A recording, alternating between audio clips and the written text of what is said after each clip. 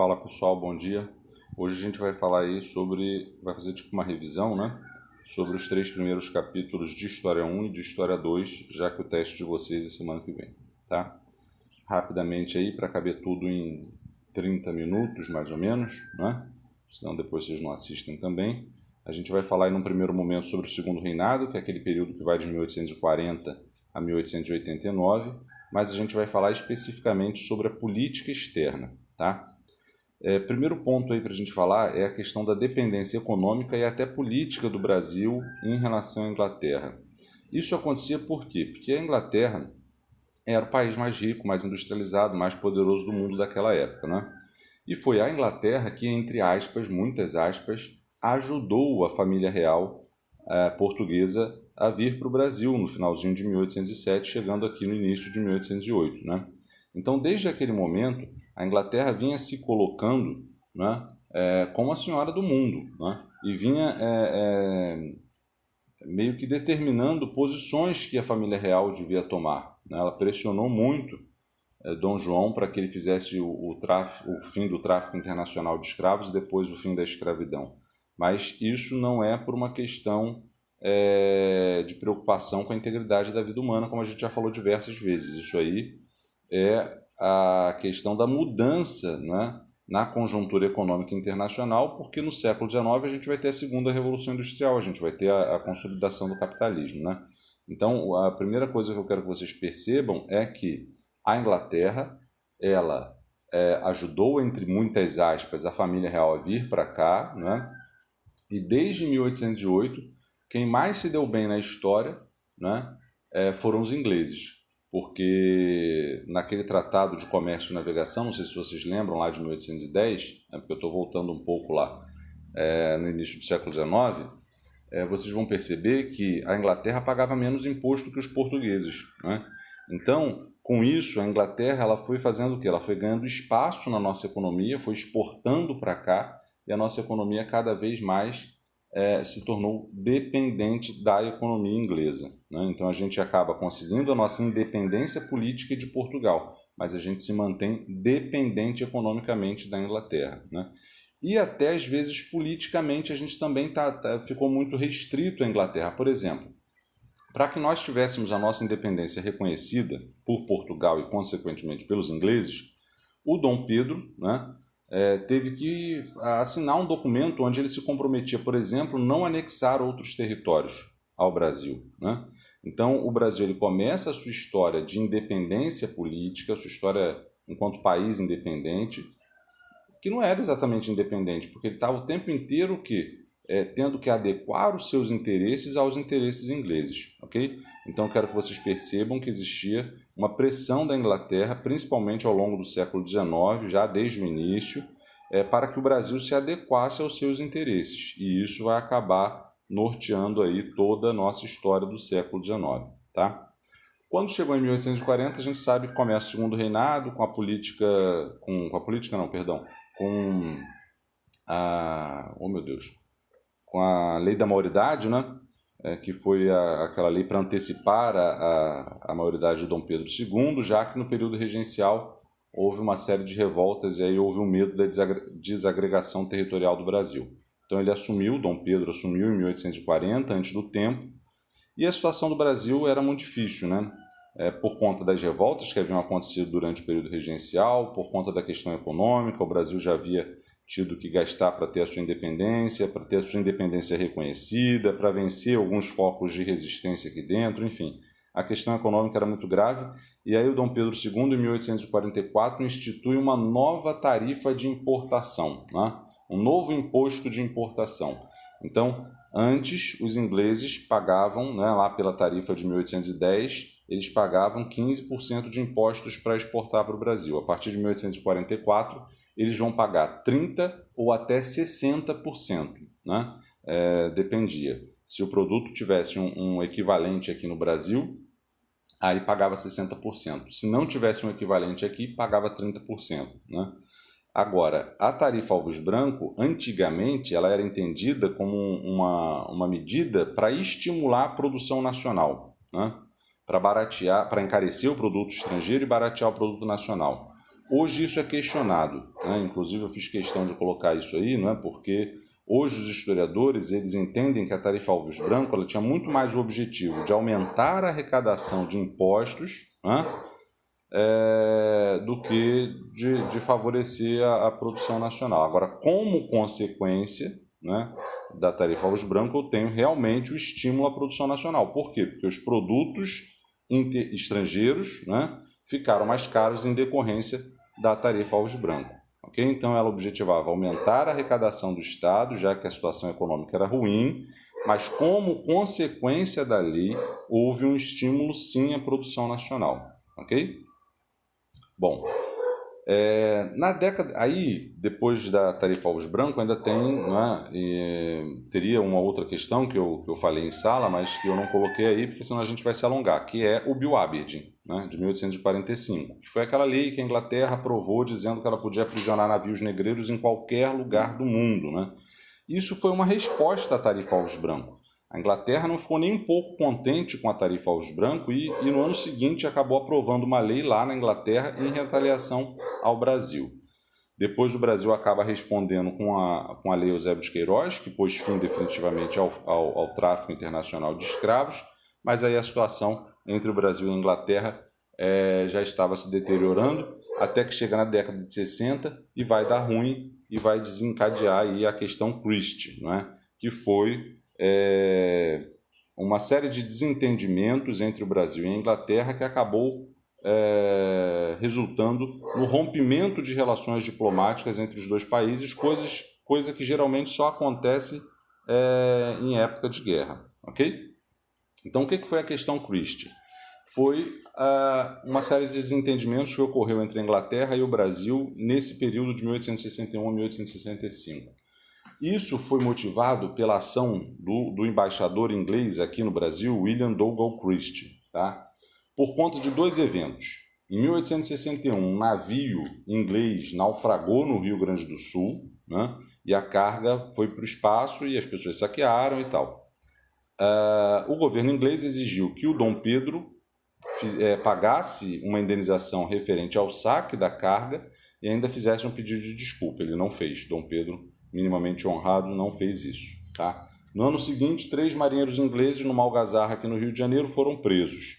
E aí, de novo, a Inglaterra queria que o Dom Pedro fizesse um pedido de desculpa em relação a isso e ainda queria que as autoridades da polícia do Rio de Janeiro que prenderam esses 3 marinheiros fossem punidos e que os 3 marinheiros fossem soltos. Né? O Dom Pedro, de novo, não vai ceder às pressões inglesas e aí a situação vai ficar mais tensa. Ele vai até pedir a arbitragem internacional do rei da Bélgica, que vai dar ganho de causa para o Brasil, mas a Inglaterra era o país mais poderoso, mais rico, mais industrializado do mundo e ela não vai aceitar se submeter a uma decisão, né, de um país como a Bélgica. Né? E aí vai acabar acontecendo o quê? Entre 1863 e 65, o Brasil rompeu relações diplomáticas. Essa ruptura não foi entre 61 e 65, foi entre 63 e 65. É um pequeno detalhe, tá? Porque em 61 que naufraga o navio, em 62 tem a prisão dos marinheiros e é em 63 que a chapa esquenta mesmo, e aí a ruptura de relações diplomáticas entre 63 e 65. A Inglaterra só reata relações diplomáticas com o Brasil no contexto da Guerra do Paraguai porque tem um objetivo em comum com o Brasil, que é ferrar o Paraguai, né? Então, vejam que interessante. Então, essa foi a questão Christie, né? E ela serve para mostrar como que o Brasil tinha os seus interesses subordinados à Inglaterra. Ok? Como eu já adiantei, entre 1864 e 1870 ocorreu a Guerra do Paraguai, né? A guerra do Brasil, da Argentina e do Uruguai contra o Paraguai, todos esses 3 com a ajuda da Inglaterra, né? E mesmo assim foram necessários aí um pouquinho mais de 5 anos para vencer o pequeno Paraguai, né? Não vamos entrar no mérito da questão aí da Guerra do Paraguai, se houver dúvida depois vocês me chamem no Meet, mas o que eu gostaria que vocês percebessem em relação a esse contexto é que foi o Exército o maior beneficiado do conflito. Por quê? Porque o Exército, a instituição Exército, que se destacou nesse conflito e que saiu do conflito mais forte do que entrou, né? É claro que houveram muitas baixas, né? Muitas pessoas morreram e tal, mas assim, a questão que eu quero tratar é que o exército ele se destacou politicamente na Guerra do Paraguai, né? Ele voltou, ele saiu da guerra com esse ar aí de, olha, eu quero participar da política nacional, principalmente porque ele, na guerra, se tornou abolicionista, republicano e positivista, né? Três coisas aí que incomodavam muito Dom Pedro II. Tá? Abolicionista por quê? Porque muitos militares lutaram ao lado de escravizados na Guerra do Paraguai. Tá? Muitos escravizados iam para a guerra com a promessa de serem libertos caso voltassem, né? E aí muitos militares acabaram, eu imagino, né, que acabaram tendo a sua vida salva por muitos escravizados e acabou sendo uma questão aí talvez de gratidão ou até de reconhecimento de que os escravizados eram pessoas, né, e não coisa, e não, enfim, algo indigno. E aí essa questão do exército se tornar abolicionista vai incomodar muito o exército, não é? Porque um dos pilares que sustentava o poder de Dom Pedro II era o escravismo, né? O exército também se tornou republicano, lembrando que o pequeno Paraguai, que custou tanto a ser derrotado, era uma república. O Uruguai também era uma república e a Argentina também era uma república. Aliás, todos os países, todos, absolutamente todos, com exceção de dois países, não pequenos, mas de dois pequenos casos, digamos assim, né? Todos os países da América se tornaram uma república após a independência. As únicas exceções foram o Brasil e o México. O México por um curto período, o Brasil por mais de 50 anos, porque só o segundo reinado teve 49 anos, né? Eu não vou parar para fazer conta agora. Então, assim, o exército, ao conhecer o sistema republicano, ele achou interessante, principalmente porque um país como o Paraguai, muito pequeno, né, conseguiu resistir aí a muito tempo de guerra, né? Não saiu vencedor, saiu derrotado, mas resistiu durante muito tempo, ok? E positivista. O que é o positivismo? Uma doutrina que surge na França, né, idealizada por um camarada chamado Auguste Comte, que é o pai, é considerado o pai fundador da sociologia, né? E para o positivismo, né, que é uma ideia evolucionista, o progresso social só acontece quando você organiza a sociedade de forma rígida, de forma racional, né, em métodos científicos pautados na ciência, enfim. Então, para o positivismo, para a evolução social acontecer, você tem que ordenar a sociedade de forma pacífica, racional, etc. Isso vai cair como uma luva para os militares. Por quê? Disciplina e hierarquia são duas coisas muito apreciadas pelos militares, né?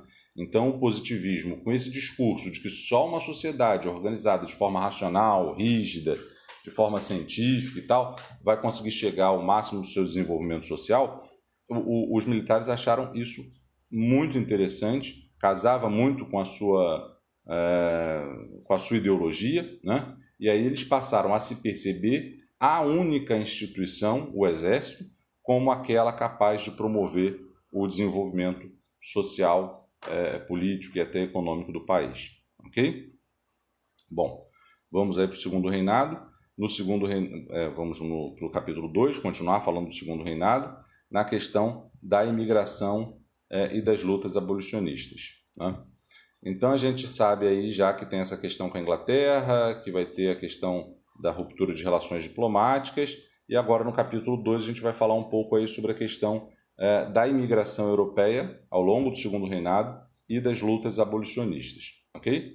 Primeiro ponto que eu quero que vocês percebam é que o trabalho escravo no século XIX no Brasil, ele estava perdendo muita importância, né? A escravidão no Brasil ela só acaba efetivamente no dia 13 de maio de 1888, ou seja, no finalzinho do século XIX. Mas existem estudos que indicam que antes da abolição, a totalidade da mão de obra utilizada no Brasil, né, já não era, em sua maioria, de mão de obra de escravizados, eram de trabalhadores assalariados. Estima-se que no final do século XIX, de todos os trabalhadores braçais do país, apenas 10% fossem escravizados. Estima-se, tá? Isso carece ainda de mais atenção. De todo modo, o que se sabe é que a mão de obra do escravizado já não era mais a base da economia no século XIX. Tá? E mesmo assim, as nossas elites custaram a negociar e aceitar a abolição. Tá? Agora, por que o trabalho do sujeito escravizado ele vai ser duramente questionado ao longo do século XIX? Porque o ser humano se deu conta de que aquilo era indigno? Claro que não. Né? É claro que algumas pessoas individualmente podem ter feito isso, né? Podem ter se colocado contra a escravidão por uma questão de preocupação com a dignidade da vida humana, mas a gente tem que pensar em história, que ninguém é bonzinho nem malzinho, ninguém é bonzinho nem malzinho, né? São pessoas dos seus interesses, e o que vai fazer com que o trabalho escravo ao longo do século XIX seja cada vez mais questionado é, sobretudo, um contexto internacional, uma conjuntura internacional que mudou, né? No contexto de consolidação do capitalismo, no contexto da revolução, da segunda revolução industrial. Então, o que vai acontecer é que, para a lógica capitalista, para a lógica da revolução industrial, o trabalho do escravizado já não é mais interessante porque ele não consome, ok? Ele não recebe salário, logo ele não consome. Não que ele não consuma, ele consome porque ele precisa comer, ele precisa se vestir e tal, mas ele não tem a capacidade, ele não tem autonomia para consumir o que ele quer, né? Ele consome aquilo que dão a ele para que ele sobreviva, né?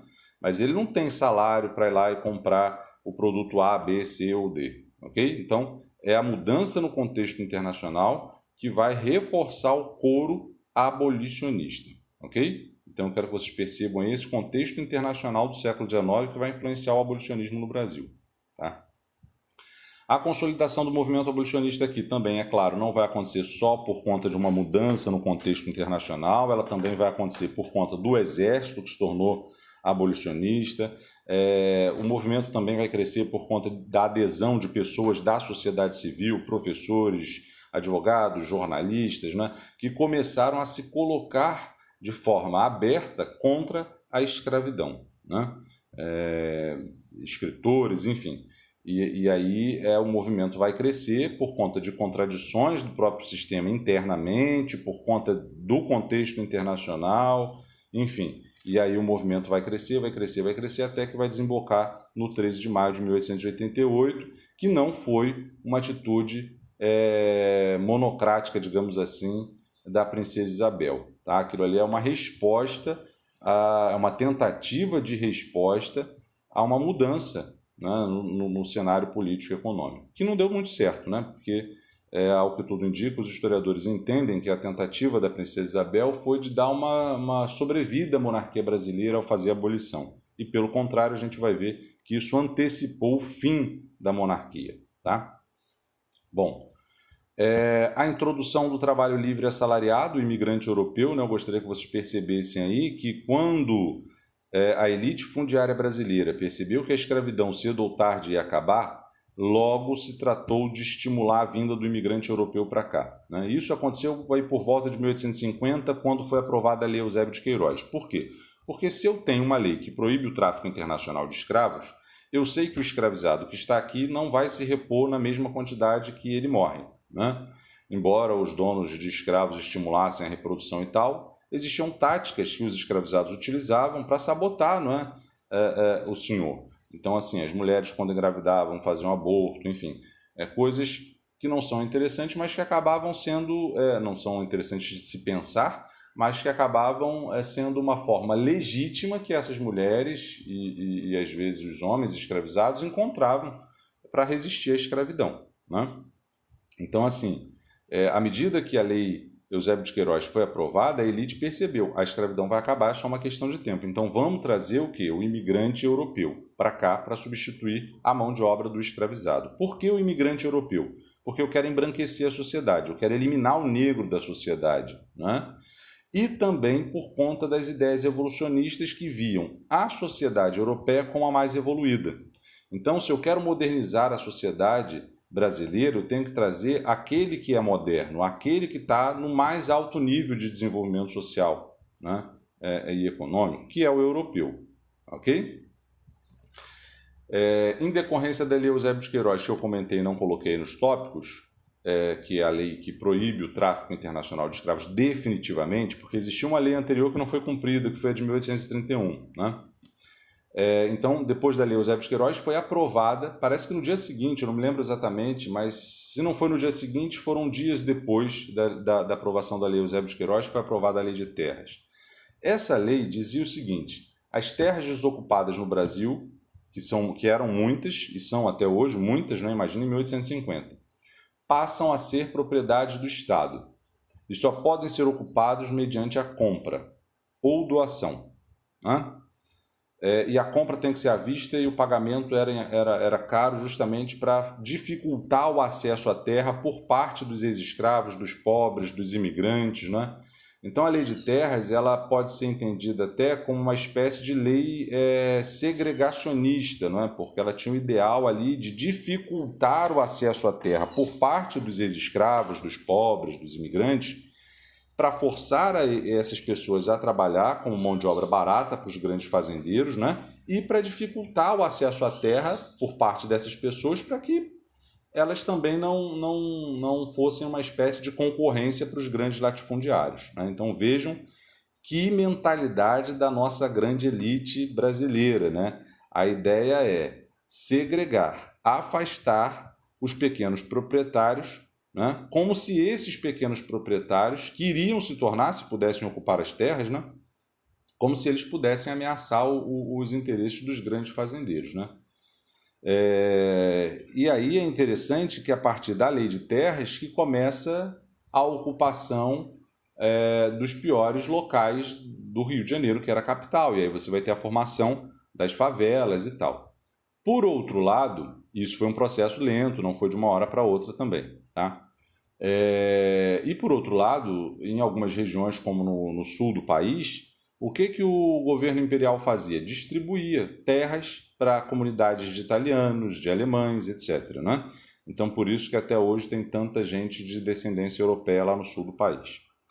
Ok? Então, vou acelerar aí. Se ficar dúvida, eu vou deixar o link aberto para vocês me procurarem, porque senão não vai dar tempo nem de postar, que já são 6h40 da manhã.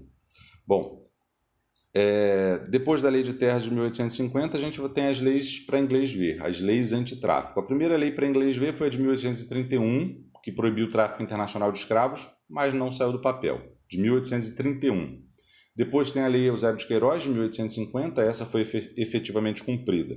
Depois temos a Lei do Ventre Livre, 1871, que não libertou nenhuma criança, porque a criança, depois dessa lei, só estaria livre efetivamente após os 21 anos de idade. Né? Então, se uma criança quisesse esperar a Lei do Ventre Livre para ser liberta, ela teria que esperar até 1892, né? Se eu não fiz a conta errada.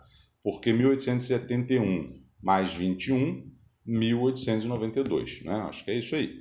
Bom, e a abolição aconteceu antes, 1888. Okay? Então essas leis elas eram chamadas leis para inglês ver justamente porque elas tinham o propósito de dizer para a Inglaterra e de dizer para o mundo, olha, a gente está fazendo alguma coisa contra a escravidão, mas não tinha o objetivo efetivo de colocar essas medidas em práticas. Okay? Entrando no capítulo 3, a gente já vai falar da crise imperial e da proclamação da República que aconteceu lá em novembro de 1889, né? Protagonizada pelos cafeicultores e pelo Exército. Né? Então, os dois grandes agentes da República Brasileira foram o Exército e os cafeicultores. Tá? Então, eu quero que vocês pensem sobre a cafeicultura no contexto do século XIX, 1801-1900, que é o século da Segunda Revolução Industrial, é o século da consolidação do capitalismo, né? E a cafeicultura ela vai se destacar no Brasil nesse contexto de século XIX por conta da Revolução Industrial. O café é uma bebida estimulante, é uma bebida que dá energia e isso é importante na Revolução Industrial. Além de ser uma bebida um pouco mais segura por ser feita a partir da água fervida. Né? E no contexto de água poluída lá do século XIX na Europa, o café acabava sendo uma bebida menos arriscada. Não vou perder muito tempo nisso, senão a gente não vai conseguir fechar a aula a tempo, tá? Mas qualquer dúvida é só me chamar. Então, eu quero que vocês pensem sobre o café se desenvolvendo no Brasil, economicamente, no contexto do século XIX. Ou seja, eu quero que vocês percebam o que está acontecendo aqui como reflexo também do que está acontecendo na Europa. O segundo tópico aí do item do capítulo 3, o descontentamento das elites cafeeiras com Dom Pedro II. O Dom Pedro ele era fechamento, digamos assim, das oligarquias tradicionais. Quem eram as oligarquias tradicionais? Os grandes produtores, principalmente do Nordeste, principalmente de algodão e açúcar. Essas elites mais tradicionais já vinham decadentes desde o século XVII, né? Já vinham, digamos assim, sufocadas desde o século XVII. Só que o Dom Pedro acabou não tendo, digamos, a capacidade de ver a mudança e se adaptar a ela. Então ele se manteve muito distante dos cafeicultores. A cafeicultura no século XIX vai ser o principal setor da nossa economia. E aí o Dom Pedro ele vai meio que se recusar a atender os interesses dos cafeicultores, como criar, por exemplo, ferrovias, etc. E isso vai fazer com que os cafeicultores se distanciem dele, né? E aí ele perde uma base que é importante, que é uma base econômica, né? Uma elite econômica poderosa, a mais poderosa do século XIX, que são as elites cafeeiras, vão retirar o apoio de Dom Pedro, né? Porque não vão ver nele alguém que pudesse representar os interesses dos cafeicultores, ok? Não via no Dom Pedro uma boa vontade para construir ferrovias, né? Para representar as elites cafeeiras. Então a gente já tem um primeiro componente. Uma elite econômica não está contente com o imperador, não está contente com o império. A gente já sabe que o exército também não está, né? A gente vai voltar rapidamente nesse assunto. Em 1864 ainda tem a questão religiosa, que foi aquele lance do Papa que proibiu a maçonaria, e aí a gente não sabe exatamente o que é a maçonaria, porque é uma sociedade secreta, isso não deve ser a nossa principal atenção, mas a questão é que a maçonaria é uma sociedade secreta, né? Até hoje muito influente. Então, quando o Papa proíbe a prática da maçonaria, o Dom Pedro devia acatar aquela decisão, porque o Estado brasileiro era católico, mas o Dom Pedro não fez isso porque ele seria maçom, isso a gente não sabe exatamente, né? Mas o que se sabe é que os seus aliados seriam maçom. E aí ele acaba vetando essa decisão do Papa, que rolou aí meio que uma espécie de atrito, né? Ficou um mal-estar entre a igreja e o Estado, tá? Para piorar a situação, 2 bispos aqui do Brasil acabam obedecendo o Papa e aí são presos pelo Dom Pedro. No final das contas, a situação vai ficar, né, mais tensa ainda com a prisão desses 2 bispos que resolveram obedecer o Papa nessa proibição à maçonaria. E aí a própria Igreja Católica vai defender a separação de Estado com religião, né? Vai defender a ideia de Estado laico, e aí a monarquia brasileira, Dom Pedro, perde um segundo aliado. Perdeu a elite econômica dos cafeicultores, perdeu agora a Igreja e já vinha perdendo o exército, que a gente vai falar mais adiante. Tá? Por último, aliás, né? nesse capítulo 3 aí. Um outro fator que contribuiu muito para a crise do Império Brasileiro foi a questão abolicionista, né? O Dom Pedro, como eu já disse, ele era muito ligado às oligarquias tradicionais que eram escravistas, né? Então, ele acabava se vendo pressionado a fazer a abolição da escravidão, né? Mas ele arrastou isso aí para o finalzinho, para os 45 do segundo tempo do segundo reinado, e aliás, nem foi ele que assinou a Lei Áurea, foi a filha dele, ele estava em viagem à Europa, porque já estava muito adoentado e vivia mais lá do que cá, né? Não exatamente mais lá do que cá, mas ia muito, né, em viagens à Europa e tal. E aí a princesa Isabel foi lá no dia 13 de maio e fez a Lei Áurea, né, abolindo definitivamente a escravidão no Brasil. Isso, para muitos historiadores, foi uma tentativa dela meio que criar condições para um terceiro reinado. Mas, na verdade, o que aconteceu foi o contrário. Ao abolir a escravidão, o que a princesa Isabel despertou foi a fúria dos setores mais conservadores, das oligarquias mais tradicionais, que queriam a manutenção da escravidão, né? Então, muitos que eram defensores da monarquia, que eram defensores do Dom Pedro, vão se tornar republicanos a partir do dia 13 de maio de 88, porque ficaram chateados com a abolição da escravidão, ok? Quando a escravidão já nem era mais a base da economia brasileira, mas eles ainda se mantinham muito apegados à escravidão por uma questão de status social, a gente já havia comentado isso em sala, ok? Por fim, a questão militar e o projeto republicano positivista, né? A gente já sabe que os militares durante a Guerra do Paraguai se notabilizaram, né?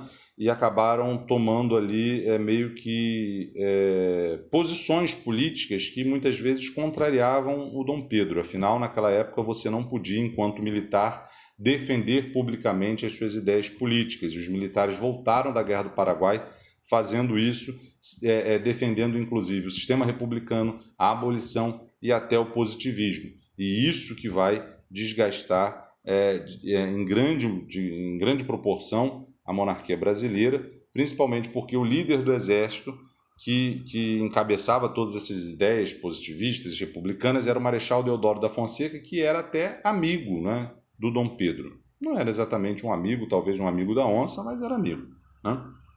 Bom, então vai ser essa questão militar aí, não é, de desentendimento do exército com Dom Pedro II, que vai ser, digamos, a pá de cal na monarquia brasileira e vai levar o Deodoro a proclamar a República no dia 15 de novembro de 1889. Vou adiantar aí, não é, porque está ficando apertado o tempo. Agora a gente vai falar sobre a Guerra de Secessão, que foi uma guerra lá nos Estados Unidos, em História 2, né? Já falando de História 2, capítulo 1, que foi uma guerra nos Estados Unidos, uma guerra civil, que matou aí cerca de 600 mil pessoas, né? E que foi a guerra que meio que determinou os caminhos econômicos que os Estados Unidos iriam, e também políticos, né, que os Estados Unidos iriam seguir a partir do século XIX. Bom, a independência dos Estados Unidos foi em 1776, né, foi o primeiro país a fazer a independência na América. É importante a gente lembrar que existia uma diferença entre as colônias do Sul e as colônias do Norte dos Estados Unidos. É bom a gente lembrar também que os Estados Unidos, antes de serem independentes, eram não uma colônia só, eram 13 colônias independentes uma da outra, né?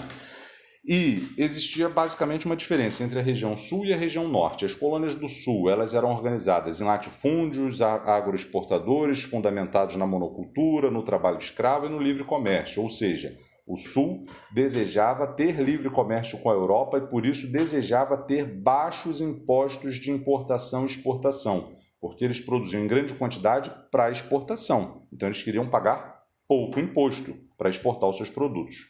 Já no Norte, existia a organização em minifúndios voltados para o mercado interno, fundamentado na policultura, no trabalho assalariado e no protecionismo alfandegário. O que é o protecionismo alfandegário?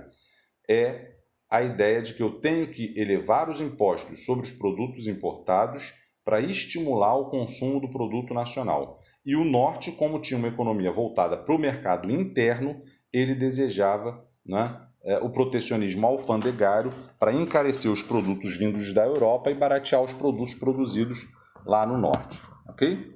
Então, o que eu quero que vocês percebam é que existia uma diferença antes da independência, né, e que continuou durante a independência, entre o Sul e o Norte dos Estados Unidos. O Sul tinha um modelo econômico muito semelhante ao Brasil e o Norte muito distinto, né? A Constituição, a primeira e única Constituição americana, que é de 1787, logo após a independência, ela acabou encontrando uma estratégia para manter os interesses do Sul e do Norte satisfeitos, né, que foi a adoção do federalismo, né? Alguns historiadores dizem que essa Constituição era ultrafederalista, justamente porque dava muita autonomia para os estados seguirem com as suas leis, né? Seguirem conforme eles entendessem. Okay? Por isso que tem lá nos Estados Unidos até hoje estado que tem pena de morte, estado que não tem pena de morte, porque lá os estados têm bastante autonomia para fazer as suas próprias leis, e isso já começa desde 1787 com essa Constituição, que foi feita assim justamente para harmonizar os interesses, para conciliar os interesses distintos, diferentes entre Sul e Norte. Ok? Parecia que a Constituição de 1787 tinha resolvido a parada, mas não, porque a expansão para o oeste, a corrida para o oeste, vai levar a novas disputas entre o Sul e o Norte, porque se o Sul conseguir mais terras a oeste, ele vai conseguir impor o seu modelo baseado no latifúndio monocultor, no trabalho escravo e etc. Se o Norte conseguir mais terras a oeste, ele vai conseguir impor o seu modelo econômico, fundamentado no minifúndio, no trabalho assalariado, etc. Né? Então, a expansão para o oeste levou a novas disputas entre o Sul e o Norte, e aí foi tentada uma outra estratégia para conciliar os interesses, que foi o Compromisso de Missouri, que estabeleceu uma definição geográfica, né? Ou seja, um paralelo geográfico dizendo, ó, daqui para baixo é o Sul, daqui para cima é o Norte, daqui para baixo pode escravidão, daqui para cima não pode, né? Então parecia que o compromisso de Missouri iria resolver as diferenças entre sul e norte, definitivamente, mas não foi isso que aconteceu. Passaram cerca de 40 anos e o norte, interessado em impor o seu modelo, começou a encabeçar uma política abolicionista, né? E, inclusive, conseguiu eleger o presidente Lincoln, né? Porque tinha muito mais gente no norte do que no sul. 2/3 da população era do norte, 1/3 era no sul. Então, Lincoln foi eleito com defesa de um modelo protecionista e abolicionista, ou seja, com a defesa do fim da escravidão e da elevação das tarifas de importação para favorecer o produto nacional em detrimento do importado, né? Isso agradou muito o norte, mas desagradou o sul. Quando Lincoln foi eleito, o sul declarou separação dos Estados Unidos, declarou fazer parte de um novo país, os Estados Confederados da América, mas o norte, os Estados Unidos, né, que se mantiveram unidos e que não se separaram, não vão aceitar a secessão e vão começar uma guerra que vai durar aí até 1865 e vai deixar um saldo de 600 mil mortos. Quem ganhou a guerra? Não precisa nem ter estudado história, é só olhar para os Estados Unidos hoje, né?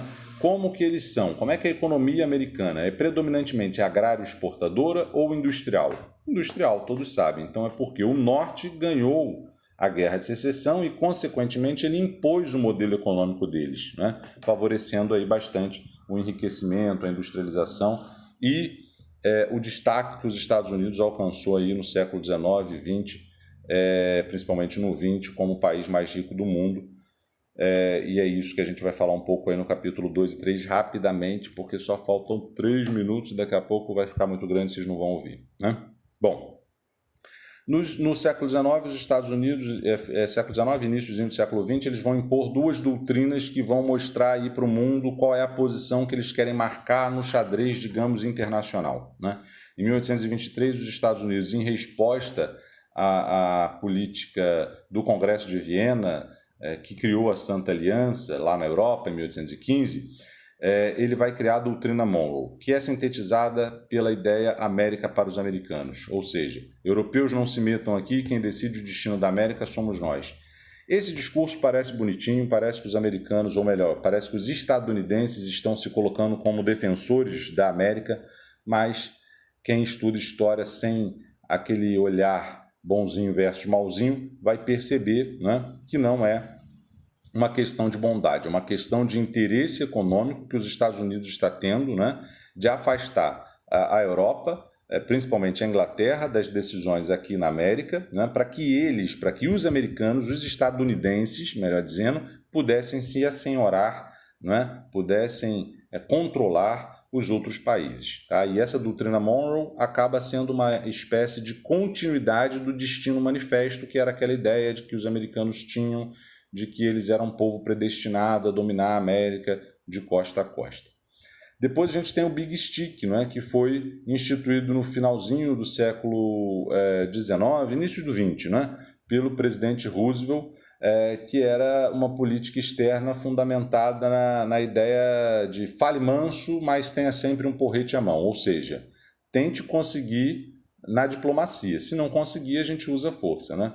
Então, a doutrina Monroe e o Big Stick são expressões do protagonismo que os Estados Unidos vão alcançar ao longo do século XIX e XX no mundo, né? E, por último, a gente vai falar da Revolução Mexicana, que foi uma revolução que aconteceu lá em 1910, no México, né?